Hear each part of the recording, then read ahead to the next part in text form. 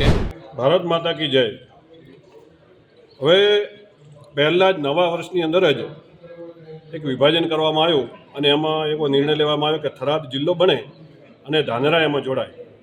પણ ધાનેરા ગામના તમામ લોકોની એવી ઈચ્છા છે કે ધાનેરા બનાસમાં જ રહે અને એના માટે કરી અને બંધનનું આંદોલન પણ થયું, ધારણાનો કાર્યક્રમ પણ થયો।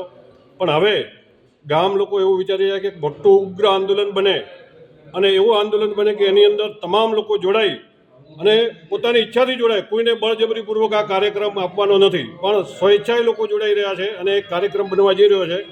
એક મોટો કાર્યક્રમ બનશે અને ઉગ્ર આંદોલન પણ બનશે। અને કારણ કે બનાસકાંઠાને અંદર ધાનેરા અને ધાનેરાને ઘણી જાતનું નુકસાન થયું છે। હવે આ નુકસાનની કોઈ ગણતરી કરવામાં આવી નથી, પણ હવે આગળ જતું ધાનેરા એકદમ દબાઈને જાય, વેપારી મિત્રો અહીંથી ધાનેરા છોડીને જતા ન રહે, ગામ લોકો આજે દિવસે દિવસે ધીરે ધીરે ધાનેરાના વ્યવસાય પણ બંધ થઈ રહ્યા છે। તો એક ધાનેરાનું મજબૂત પાસું બને અને ફરીથી ધાનેરા જળહળતું બને એના માટે બનાસમાં જ રહે એવી ઈચ્છા સાથે એક ઉગ્ર આંદોલન કરવા માટે આજે એક સમિતિની રચના કરવામાં આવી છે અને એ લોકો ટૂંક સમયમાં એક ઉગ્ર આંદોલન આપશે અને સરકારશ્રીને પણ મળશે। અસ્તુ, ભારત માતા કી જય। કાંકરેજ તાલુકો કાંકરેજ ગાય ઉપર છે અને એ કાંકરેજ તાલુકો બનાસ નદીના તટ ઉપર આવેલો છે અને બનાસ નદીના પ્રભાવથી એ વિસ્તારનું નામ બનાસકાંઠા પાડ્યું છે।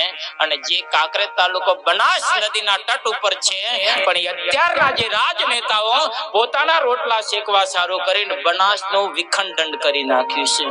અમારા ગામથી આ બનાસ નદી 8 કિલોમીટરના અંતરે થાય છે, પણ वो कांकरेज को भी वाव थराद के अंदर लेके जाने का प्रयत्न करते हैं। ऐसी गंदी राजनीति करने वाले लोग हैं।